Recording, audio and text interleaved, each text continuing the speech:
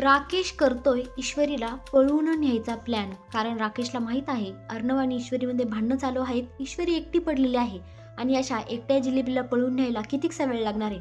परंतु मित्रांनो, इकडे आता आपल्याला असं पाहायला भेटतंय की इकडे रागही तितकाच आहे आणि प्रेमही तितकंच आहे.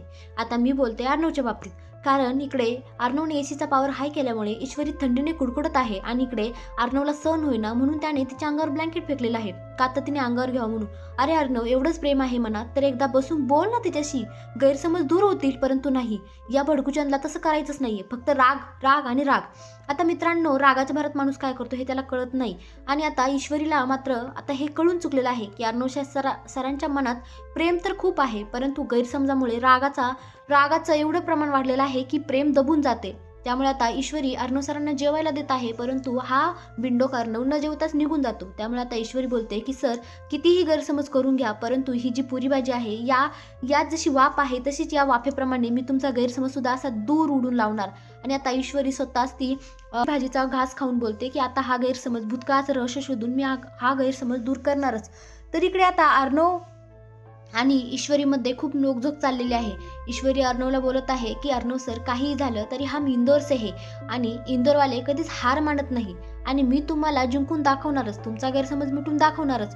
आणि आता अर्णव काम करत असतो, त्यामुळे आता ईश्वरी त्याच्यावर बायकोचा हक्क गाजत आहे आणि त्याला सांगत आहे की अर्णव सर, मी तुमची बायको आहे आणि तुम्ही जरी मानत नसला तरी मी तुमची बायको आहे. बायको म्हणजे कळतं का तुम्हाला? Baby, wife. पण अर्णवला तिच्या त्या बोलण्यामध्ये काहीच इंटरेस्ट नाही. तो त्याचं काम करत आहे, त्यामुळे ती आता हक्क गाजत आहे. अर्णव सर, मी तुमची बायको आहे आणि बायकोने म्हणलेलं तुम्हाला ऐकावंच लागेल. तुम्ही जेवायच्या वेळेत हे काम काय करत बसला? चला जेवून घ्या पटकन. पण अर्णव तिचं काही ऐकायला तयारच नाही. अर्णव बोलतोय की तुझा हक्क नाही अजिबात. तुला सांगितलं ना, आपल्यात नातं संपलंय कधीच. आपण फक्त रूमच्या बाहेरच नवरा बायको आहोत, रूमच्या आतमध्ये आपल्यात काहीच नातं नाही. त्यामुळे तुला बायको म्हणून घेण्याचा काही अधिकारच नाही. परंतु ईश्वरी आहे, शेवटी इंदोरच आहे, ती काही हार मानणार नाहीये.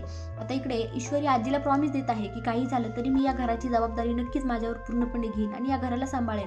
परंतु अर्णव तिला खोटं म्हणजे तिचा पाणउतारा करत आहे आणि बोलत आहे की काही लोक इतकी खोटी बोलतात, इतकी खोटी वागतात, तरी त्यांना लाज कशी वाटत नाही काय माहिती. म्हणजे तो ईश्वरीला बोलायला असतो आणि हे मात्र मामीला आणि राकेशला कळून चुकतं. त्यामुळे राकेश आता ईश्वरीसोबत लाडीगुडी लावायला जातो आणि तिला बोलतो की काय मग आता अर्णवची तुझ्यामध्ये भांडणं जे होत आहेत त्याच्यामुळे डिवोर्स तर नक्कीच होईल.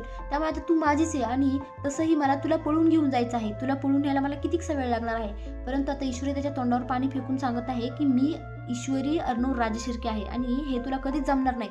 तू हे कधी करू शकत नाही. मी काही एकटी नाही, मी घाबरणार नाही. मित्रांनो, आता काय होणार, काय वाटतं कमेंटमध्ये नक्की सांगा. धन्यवाद.